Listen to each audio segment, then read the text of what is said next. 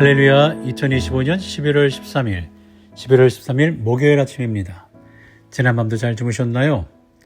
성도들을 찾아가는 말씀, 오늘 말씀은 여호수아 17장입니다. 여호수아 17장 믿음으로 함께 세우는 땅. 이민의 삶에서 우리가 가장 자주 묻는 질문이 있죠. 함께 살아간다는 건 뭘까라는 거예요. 이 땅에서 살아간다는 것은 단지 주소를 옮기는 일이 아니라 새로운 문화와 가치를 사람들과 함께 살아가는 법을 배우는 일입니다. 그것이 참으로 쉽지 않죠. 저도 처음 미국 왔을 때 낯선 문화 속에서 크고 작은 충돌을 겪었습니다.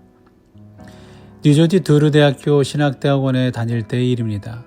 저는 학교 기숙사에서 살았는데 기숙사 내에서도 한국 가정을 이쪽 저쪽으로 몰아주었고 김치 냄새, 한국 음식 냄새로 인해 멀리하는 학생들도 있었을 뿐만 아니라 한국 학생들끼리 한국말 하는 것에 대해 불편해하는 분위기도 있었습니다.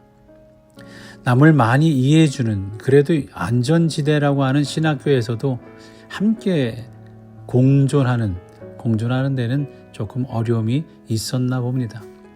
심지어 이런 이야기를 학생회 주관으로 국제 학생들에 대해 이야기를 나눈 적이 있었는데 더 나아가 심지어 미국 문화를 잘 모른다, 이제 배우고 있다라고 한 것에 대해 한 백인 여성이 조금 연세가 있으셨던 것 같아요.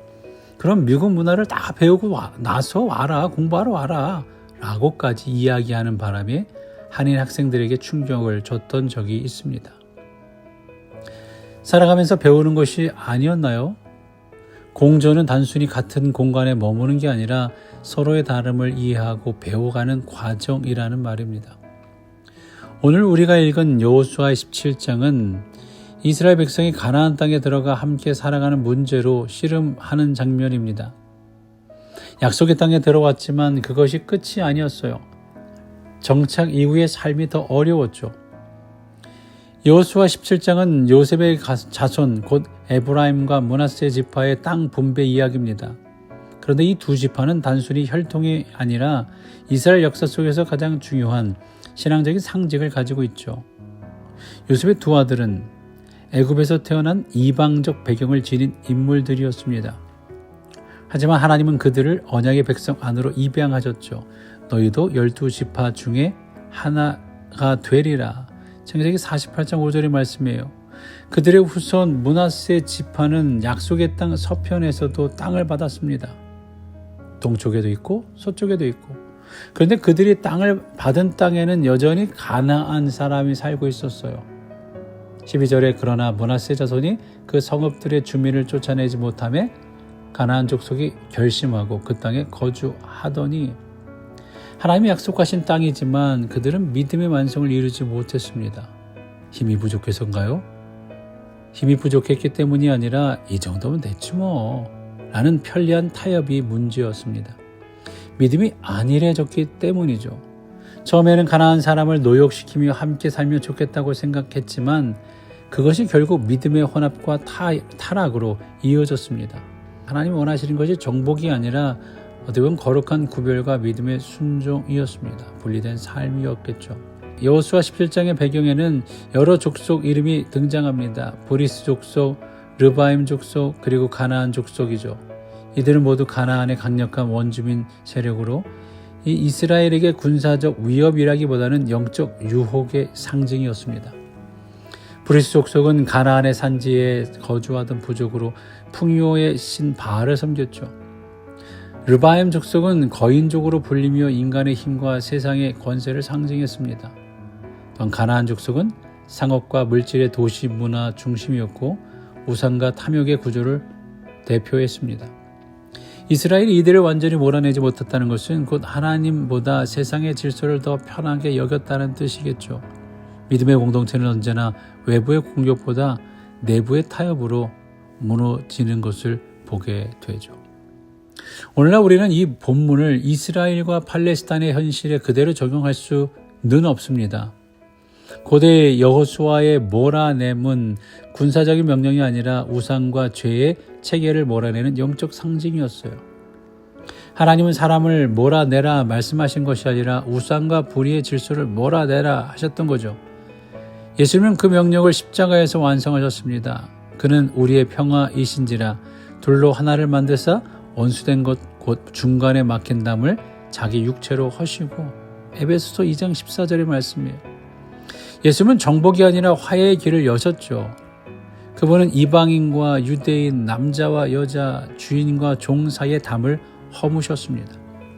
그러므로 오늘날 우리의 부르심은 가난한 사람을 몰아내는 것이 아니라 우리 안의 미움과 편견 그리고 배타심을 몰아내는 거예요. 우리 안에 막힌 담을 복음으로 홀고 열어가는 거죠. 다리를 놓아 복음을 증거하는 역할을 해야 되는 거죠. 여기서 우리는 중요한 질문을 던져 볼 수 있습니다. 이민자의 삶은 여호수아의 가나안 정착과 어떤 연관이 있을까? 역사적으로 보면 이스라엘 정착과 이민 정책은 다릅니다. 다르죠. 이스라엘의 정착과 이민의 정착은 달라요. 이스라엘은 하나님의 약속에 따라 땅을 밟은 언약 백성이었고 이민자는 자발적으로 새로운 나라로 옮겨온 사람들이죠. 그러나 신학적 의미에서는 평행선이 있습니다. 하나님이 이스라엘에게 너희가 거할 땅을 주셨듯이 하나님은 우리에게도 살아갈 자리, 믿음을 세울 자리를 주신 거예요. 그 땅이 미국이든 한국이든 혹은 이민자의 낯선 도시이든 그것은 우리가 하나님을 섬기며 믿음을 실천할 자리인 겁니다. 따라서 우리의 질문은 어디에 있느냐가 아니라 그 자리에서 어떻게 믿음으로 살아가느냐 이겠죠. 그 자리에서 어떻게 믿음으로 살아갈 것인가. 이스라엘이 가나안에서 신앙의 순종을 배웠듯 우리도 이민의 땅에서 믿음의 정착을 배워야 하고 믿음의 공동체를 세워가야 합니다. 오늘 본문에 보게 되면 요셉 자손이 그렇게 세워져 가는 가운데 여호수아에게 불평하는 것을 보게 됩니다. 여호와께서 지금까지 내게 복을 주심으로 내가 큰 민족이 되었거늘 당신이 나의 기업을 위하여 한 제비 한 분깃으로만 내게 주심은 어찌 함이니까 하니. 다시 말해 우리가 큰 민족인데 왜 우리 땅이 이리 좁습니까? 이런 말이죠. 그때 여호수아는 이렇게 답합니다. 15절에 내가 큰 민족이 되므로 에브라임 산지가 내게 너무 좁을진데 브리스 족속과 르바임 족속의 땅 삼림에 올라가서 스스로 개척하라 하니라. 이 말은 오늘 이민자의 삶에도 어울립니다. 환경을 탓하지 말고 믿음으로 내 삶의 자리를, 삶의 땅을 개척해라. 너의 믿음의 지경을 넓혀가라 라는 말씀으로 들리죠.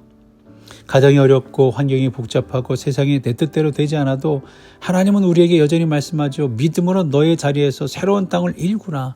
지경을 넓혀가라. 이스라엘이 몰아내지 못한 가나안은 오늘 우리의 현실을 닮았습니다.